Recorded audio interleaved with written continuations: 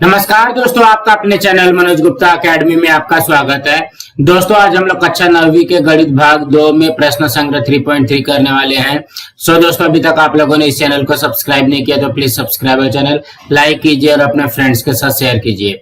दोस्तों बाकी विषय के भी प्रश्नोत्तर के वीडियो बना करके अपलोड किया गया है, उसका लिंक आपको डिस्क्रिप्शन बॉक्स में दिया गया है, आप लोग वहां पर जाकर के देख सकते हैं। तो आइए अब हम लोग चालू करते हैं प्रश्न संग्रह 3.3। ये है प्रश्न संग्रह 3.3। उसके पहले प्रश्न में क्या दिया गया है, आकृति 3.37 में दी गई जानकारी देखें, x तथा y के मान ज्ञात कीजिए। इसी प्रकार कोण ABD तथा कोण ACD के भी माप ज्ञात कीजिए। तो सबसे पहले हमको क्या निकालना है, देखो कि यहाँ पे x है और यहाँ पे ये वाला y है।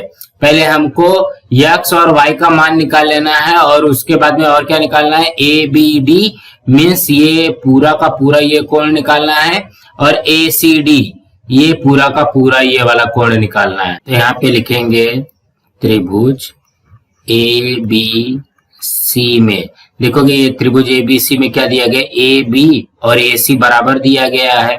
यहाँ पे लिखेंगे रेख AB सर्वांग सम रेख AC। ये हमको क्या है, ये दिया गया है, ये दिया है। जब ये दिया गया है तो यहाँ पे ध्यान से देखोगे, देखोगे AB के ठीक सामने कौन सा कोण है, ACB है, और AC के ठीक सामने क्या है, ABC है। तो ये दोनों बराबर आ जाएगा। तो यहाँ पे देखोगे AB के ठीक सामने क्या है, ACB है। तो ये इसलिए कोण ACB सर्वांग सम कोण क्या आ जाएगा, ABC। देखोगे AB के सामने ACB है और AC के सामने क्या है, ABC है। यहाँ पे क्या लिखोगे, समद्विबाहु त्रिभुज प्रमेय से, समद्विबाहु त्रिभुज प्रमेय से, ये समद्विबाहु त्रिभुज के प्रमेय से आ गया।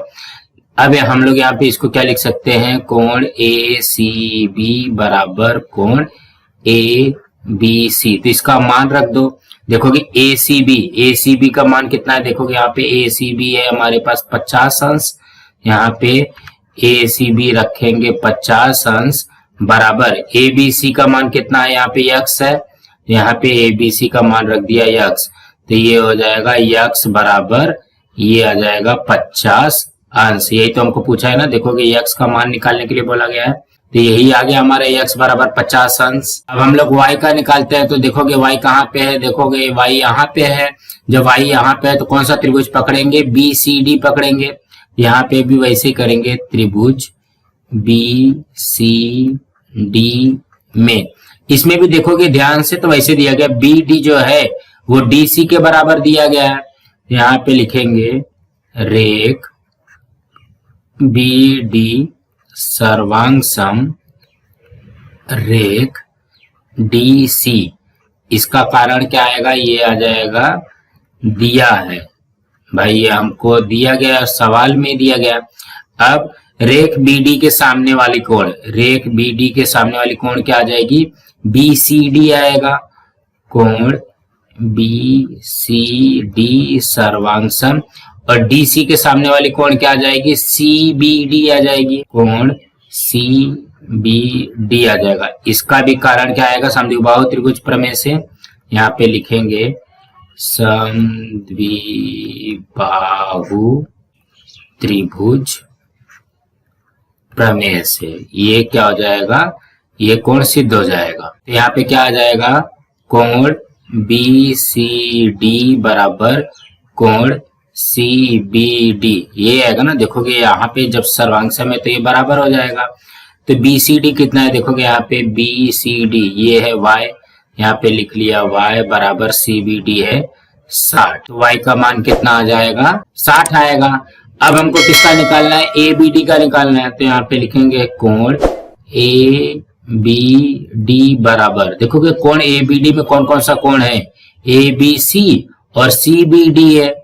यहाँ पे लिखेंगे कोण ABC धन कोण CBD, कुछ इस तरीके से है। यहाँ पे देखोगे ABC का कितना दिया गया, ABC का दिया गया x और BCD का दिया गया 60। तो ये हो जाएगा x धन 60 अंश। यहाँ पे ध्यान से देखोगे x का मान कितना आया, 50 अंश आया, तो यहाँ पे ये 50 अंश लिख लेंगे। 50 अंश धन 60 अंश, तो ये हो जाएगा 110 अंश। ये किसका आया, कोण ए बी डी का आया है। अब किसका है, ए सी डी का निकालना है ना, यहाँ पे भी वैसे लिखेंगे, कोण ए सी डी बराबर, इसमें कौन सा कोण है, देखोगे ए सी डी में ए सी बी है और बी सी डी है। कौन सा है, ए सी बी धन कोण बी सी डी। अब इसका भी मान रखो, ए सी बी कितना है, ये है 50 अंश और बी सी डी है हमारा y। तो यहाँ पे देखोगे ये 50 अंश धन y कितना है, ये 60 है, ये हो जाएगा 60 अंश। एक ये भी कितना आ जाएगा, ये भी आ जाएगा 110 अंश। तो यहाँ पे लिखेंगे इसलिए कोण ए सी डी बराबर ये आ जाएगा 110 अंश। तो देखोगे आ गया, x का मान आ गया 50 अंश, y का मान आ गया 60 अंश, ए बी डी का मान आ गया 110 अंश और कोण ए सी डी का मान भी आ गया 110 अंश। सो दोस्तों इसी तरीके से करना है। अब हम अगला करते हैं। दूसरे में क्या दिया गया है, समकोण त्रिभुज में कर्ण की लंबाई 15 हो तो उस पर खींची गई माध्यिका की लंबाई ज्ञात कीजिए। तो हम लोग सबसे पहले इसका रफ डायग्राम बना करके समझते हैं। यहाँ पे क्या है, ए है, ये है बी है और ये सी है और यहाँ पे डी है। इस तरीके से हमारा बनता है और यहाँ पे ये हो जाएगा, ये 90 अंश का समकोण त्रिभुज है। तो क्या बोला गया है, समकोण त्रिभुज में कर्ण की लंबाई 15 दिया गया है। यहाँ पे कर्ण की लंबाई जो है ये वाला क्या है, 15 दिया गया है। तो माध्यिका की लंबाई ज्ञात करो। तो हम लोग देखोगे यहाँ पे एक गुणधर्म देखा था कि जो समकोण त्रिभुज होता है उस पर से अगर कोई माध्यिका जाती है तो वो क्या होती है, कर्ण की आधी होती है, मतलब कर्ण की लंबाई की आधी होती है। तो इसके उत्तर में बनेगा समकोण त्रिभुज में कर्ण की लंबाई हमको कितना दिया गया है, बराबर 15। तो यहाँ पे लिखोगे समकोण त्रिभुज में कर्ण पर खींची गई माध्यिका की लंबाई जो होती है वो क्या होती है, कर्ण की लंबाई की आधी होती है। कर्ण की लंबाई की आधी होती है, आधी होती है। तो हमको क्या पूछा गया, माध्यिका की लंबाई ना, हम लोग यहाँ पे लिखेंगे इसलिए माध्यिका की लंबाई बराबर आधा गुणे कर्ण, कुछ इस तरीके से आएगा। तो हो जाएगा आधा गुणे कर्ण कितना है, 15 है। अब इसको यहाँ पे देखोगे कट कर दोगे, 2 से इसको 15 को कट करेंगे तो कितना आ जाएगा, 7.5 आएगा। तो ये क्या हो जाएगा, 7.5 इकाई। तो इसके उत्तर में क्या बनेगा, ये हो जाएगा माध्यिका की लंबाई 7.5 इकाई है। तो कहने का क्या मतलब है, समकोण त्रिभुज में कर्ण की लंबाई हमको दिया गया है 15 इकाई और यहाँ पे समकोण त्रिभुज में कर्ण पर खींची गई माध्यिका की लंबाई कर्ण की लंबाई की आधी होती है। इसलिए माध्यिका की लंबाई क्या हो जाएगी, कर्ण का आधा हो जाएगा। तो मतलब यहाँ पे 15 में 2 का भाग देंगे तो ये हो जाएगा 7.5 इकाई। तो यही आ जाएगा माध्यिका की इकाई। अब हम अगला करते हैं। तीसरे प्रश्न में क्या दिया गया, त्रिभुज पी क्यू आर में कोण क्यू 90 अंश, पी क्यू 12, क्यू आर 5 तथा क्यू एस भुजा पी आर पर माध्यिका हो तो क्यू एस ज्ञात कीजिए। तो सबसे पहले हम लोग एक कच्ची आकृति बना लेते हैं। देखोगे क्या दिया गया, पी क्यू आर ना, यहाँ पे लिखेंगे ये आ जाएगा पी, ये हो जाएगा क्यू और ये हो जाएगा आर।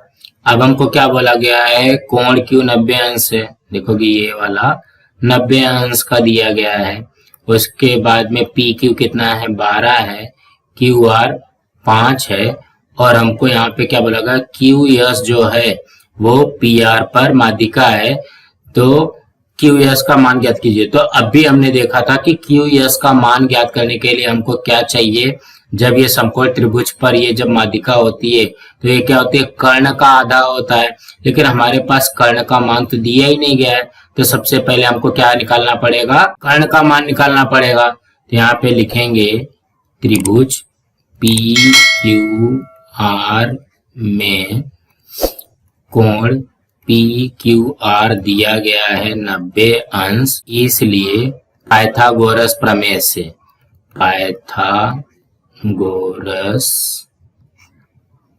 प्रमेय से, पाइथागोरस प्रमेय क्या बोलता है, कर्ण का वर्ग धन पहली भुजा का वर्ग धन दूसरी भुजा का वर्ग, तो कर्ण क्या है पी आर है। यहाँ पे लिखेंगे पी आर का वर्ग बराबर, ये हो जाएगा पी क्यू का वर्ग पहली भुजा का वर्ग धन दूसरी भुजा का वर्ग क्या हो जाएगा क्यू आर का वर्ग, इस तरीके से बनेगा। तो पी क्यू कितना दिया गया है, ये दिया गया 12 का वर्ग धन क्यू आर कितना दिया गया 5 का वर्ग, और पी आर तो निकालना है, तो ये हो जाएगा 12 का वर्ग 144 धन 5 का वर्ग 25, तो ये हो जाएगा 169। तो ये किसका आएगा, ये आ जाएगा पी आर का वर्ग आ जाएगा ना, देखो कि पी आर का वर्ग 169 आ गया, तो ये हो जाएगा पी आर बराबर ये कितना हो जाएगा 169 किसका वर्गमूल है, तो ये हो जाएगा 13 का वर्गमूल है। तो कहने का क्या मतलब है, हमारा आ गया पी आर मतलब कर्ण आ गया 13। अब तो हम लोग क्यू एस निकाल सकते हैं, तो क्यू एस क्या होता है, कर्ण का आधा होता है। तो यहाँ पे लिखेंगे समकोण त्रिभुज में कर्ण पर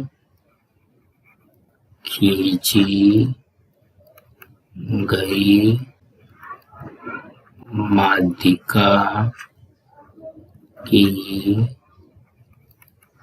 लंबाई कर्ण की लंबाई की आधी होती है, आधी होती है। तो यहाँ पे हम लोग लिख सकते हैं, इसलिए क्यू एस बराबर आधा गुणे कर्ण क्या है पी आर है। देखोगे यहाँ पे क्यू एस जो माध्यिका है वो क्या हो जाएगा, पी आर का आधा हो जाएगा, तो ये हो जाएगा क्यू एस तो निकालना है आधा गुणे पी आर का मान कितना आया है, देखोगे यहाँ पे हमारे पास 13 आया है, तो ये हो जाएगा 13, ये इससे कट जाएगा 6.5 में, तो यहाँ पे क्या लिखोगे क्यू एस बराबर 6.5 इकाई लिख सकते हो, इसको कुछ भी नहीं दिया गया है, तो इसके उत्तर में बन जाएगा लेंथ ऑफ क्यू एस बराबर 6.5 इकाई, कुछ इस तरीके से बनेगा। तो हमने यहाँ पे क्या किया, देखोगे यहाँ पे पी आर नहीं दिया गया था, मतलब कर्ण नहीं दिया गया था, तो सबसे पहले हमको कर्ण निकालना पड़ेगा पाइथागोरस के प्रमेय से।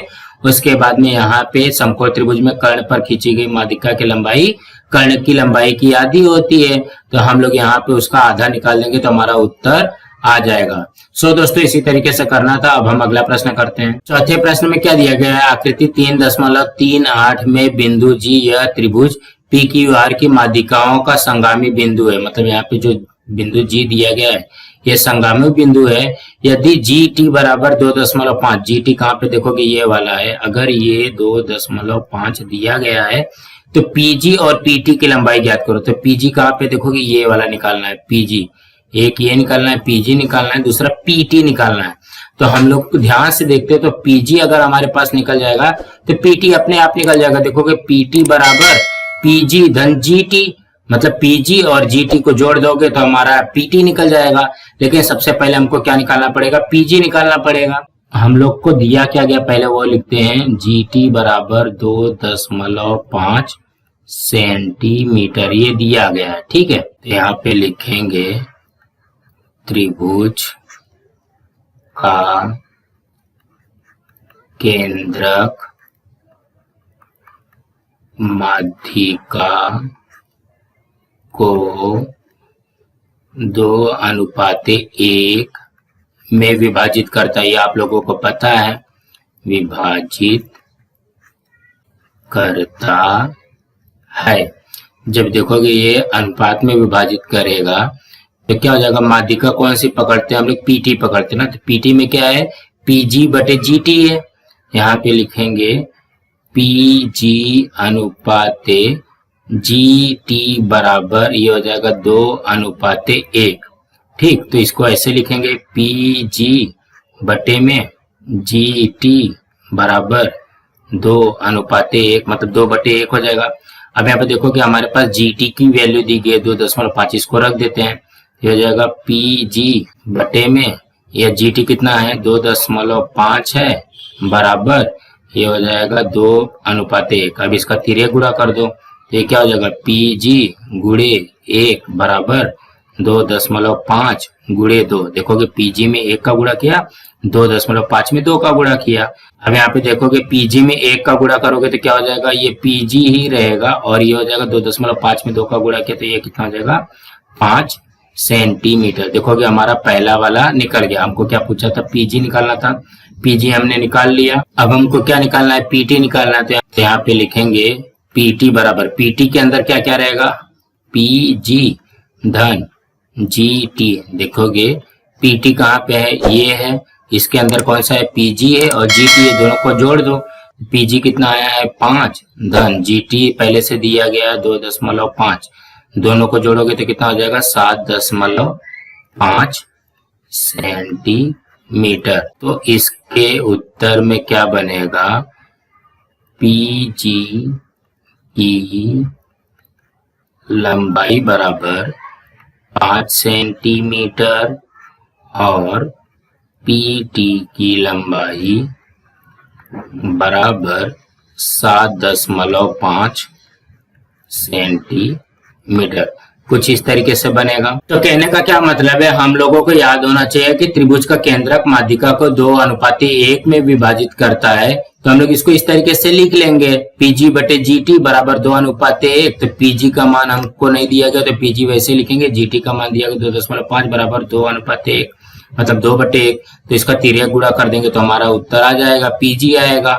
तो अब लेकिन हमको पीटी भी निकालना है, तो पीटी के लिए क्या करेंगे, पीटी बराबर पीजी धन जीटी। देखोगे पीटी में 2 है, पीजी और जीटी दोनों को जोड़ देना है। तो यहाँ पे पीजी का मान है 5 और यहाँ पे 2.5, ये हो जाएगा 7.5 सेंटीमीटर। सो दोस्तों इसी तरीके से करना था। दोस्तों आज हमारे यहाँ पे प्रश्न संग्रह 3.3 कंप्लीट हुआ। दोस्तों आप लोगों को ये वीडियो कैसा लगा, आप लोग कमेंट बॉक्स में जरूर लिख करके बताइए, और इस वीडियो को ज्यादा से ज्यादा लाइक कीजिए, अपने फ्रेंड्स के साथ शेयर कीजिए ताकि उनको भी प्रश्न संग्रह 3.3 मिल सके, और इस चैनल को सब्सक्राइब कीजिए। नमस्कार दोस्तों।